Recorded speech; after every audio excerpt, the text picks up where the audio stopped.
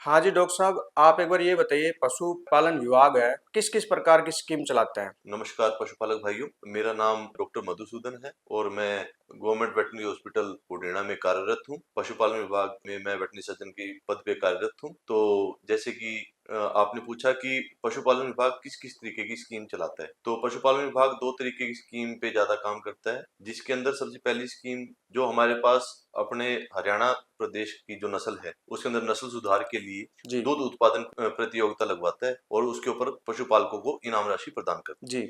दूसरा जो स्कीम है, जो मुख्यतः हम पशुपालक भाइयों को के लिए लेके आते हैं, वो है कि बैंक के द्वारा लोन दिलवाना और उन लोन के ऊपर जिस तरीके की अनुदान राशि सब्सिडी प्रदान करना जी। या फिर वो ब्याज जो है इंटरेस्ट सबवेंशन वो वापस करवाना, दो मुख्यतः स्कीम रहती है। तो डॉक्टर साहब ये बताइए, जो दूध प्रतियोगिता है उसमें क्या सहायता राशि किसानों को दी जाती है?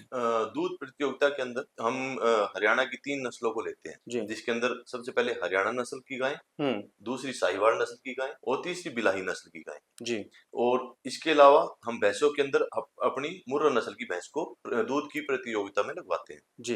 अगर कोई हरियाणा नस्ल की गाय 8 किलो या उससे ऊपर दूध देती है तो इनाम की हकदार है। एक पशुपालक भाई जिसके पास देसी हरियाणा नस्ल की गाय है, हम्म। उसको अपने नजदीकी पशु चिकित्सक के द्वारा उसकी जांच करवा के उसको दूध प्रतियोगिता में लगवा सकते हैं। उसके ब्याने के 90 दिन के बीच में वो उसको दूध के अंदर लगवा सकते हैं प्रतियोगिता में। अगर 8 किलो या उससे ऊपर दूध बनाएगी तो 15,000 रुपए की राशि रहती है। 10 से ऊपर बनाएगी तो 20,000 रुपए की इनाम राशि रहती है जी। और 12 से ऊपर बनाएगी तो 25,000 रुपए की इनाम राशि रहती है। ऐसी साहिवाल नस्ल के अंदर भी अगर कोई साहिवाल नस्ल की अच्छी नस्ल की गाय है, वो अपने पशु चिकित्सक से उसकी जांच करवा के अगर उसका दूध 10 किलो से ऊपर है तो 15,000 रुपए इनाम, 12 किलो से ऊपर है तो 20,000 रुपए इनाम और 15 किलो से ऊपर है तो 25,000 रुपए इनाम। और इसके अंदर पशुपालक भाइयों को केवल सरल केंद्र पे जाके आवेदन करना है। आवेदन के लिए जो कागजात चाहिए वो आधार कार्ड, पैन कार्ड, बैंक की खाता कॉपी और उस पशुपालक भाई की फैमिली आईडी और खुद की फोटो। जी। साथ ही उन पशुपालक भाइयों को जो नस्ल उनके घर में है उसकी जानकारी होनी चाहिए कि वो कौन सी नस्ल की है, मुर्रा है, साहिवाल है,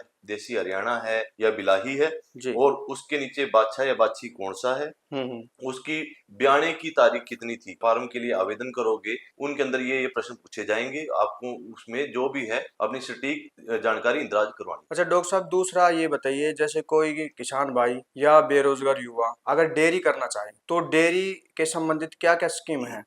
हमारे जो पशुपालक भाई नई डेयरी इकाई स्थापित करना चाहते हैं, उनके अंदर सरकार ने दो तरीके से सहयोग करने की कोशिश की है। सबसे पहले जो हमारे अनुसूचित जाति से किसान भाई आते हैं, जी। वो अगर अपना नया व्यवसाय शुरू करना चाहते हैं हम्म। तो उसके अंदर 2 पशुओं और 3 पशुओं के लिए डेयरी स्थापित कर सकते हैं, जिसके लिए अनुदान राशि 50% की रहेगी। आप अंदाजन लगा के देख सकते हैं कि अगर 1 लाख की अगर कोई गाय या भैंस या पशु वो खरीदते हैं तो 2 लाख या 3 लाख का अगर उसके ऊपर लोन होता है तो 1 लाख से 1.5 लाख तक की अनुदान राशि उसको मिल सकती है। जी। और इसके अलावा अगर कोई पशुपालक जो एससी में नहीं आता, उसको इन स्कीम के लिए जनरल में काउंट किया जाता है। हम्म। तो उसके अंदर 4 भैंसों के लिए, 10 भैंसों के लिए 25% की अनुदान राशि रहेगी और 20 और 50 के लिए 5 साल तक का जितना वो ब्याज उसमें अपने बैंक में भरेगा, वो ब्याज हर साल उसका वापिस आता रहेगा। उसको इंटरेस्ट सबवेंशन भी कहते हैं। जी। साथ ही साथ एक और स्कीम पिछले साल से ही शुरू हुई है और जो कि इस साल भी लागू है,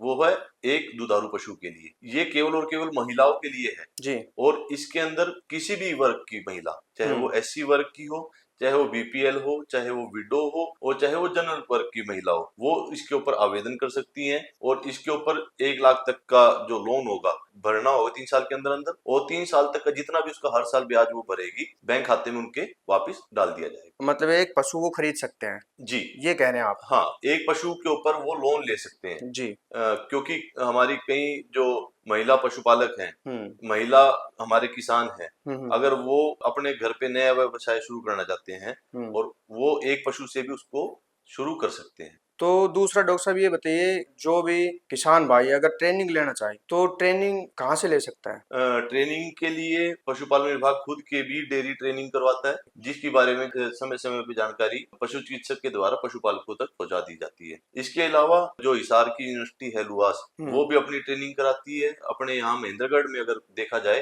तो अपना जो हरियाणा पशु विज्ञान केंद्र महेंद्रगढ़ है, उसके अंदर भी ये ट्रेनिंग की जाती है, जो सर रिवासा में है। जो रिवासा में है। हाँ जी। तो आप वहां पे संपर्क कर सकते हैं और उनसे ट्रेनिंग ले सकते हैं। जो आपके गांव या गांव के नजदीक में जो आपके पशु अस्पताल लगता है, वहां पे जो भी पशु चिकित्सक कार्यरत हैं, आप उनसे जाकर मिल सकते हैं और पशुपालन विभाग से संबंधित जो भी ट्रेनिंग दी जाती है उनके बारे में विस्तृत जानकारी आप उनसे ले सकते हैं। जो भी किसान भाई डेयरी लोन लेना चाहते हैं या डेयरी शुरू करना चाहते हैं, आवेदन कहाँ करें? जो हमारे पशुपालक भाई, किसान भाई या नया युवा जो डेयरी इकाई स्थापित करना चाहता है, नई डेयरी इकाई स्थापित करना चाहता है और पशुपालन विभाग के द्वारा के माध्यम से लोन लेना चाहता है, उसके लिए उनको 5 कागजों की जरूरत पड़ेगी, जिनके अंदर की वही आधार कार्ड, पैन कार्ड, बैंक की खाता कॉपी, फैमिली आईडी और खुद की फोटो। जी। इसके अलावा अगर कोई एससी वर्ग, अनुसूचित जाति का किसान है, तो उनको अपना अनुसूचित जाति प्रमाण पत्र जो है उसके अंदर लगाना पड़ेगा। अगर वो किसान भाई अपना अनुसूचित जाति प्रमाण पत्र नहीं लगाता, तो वो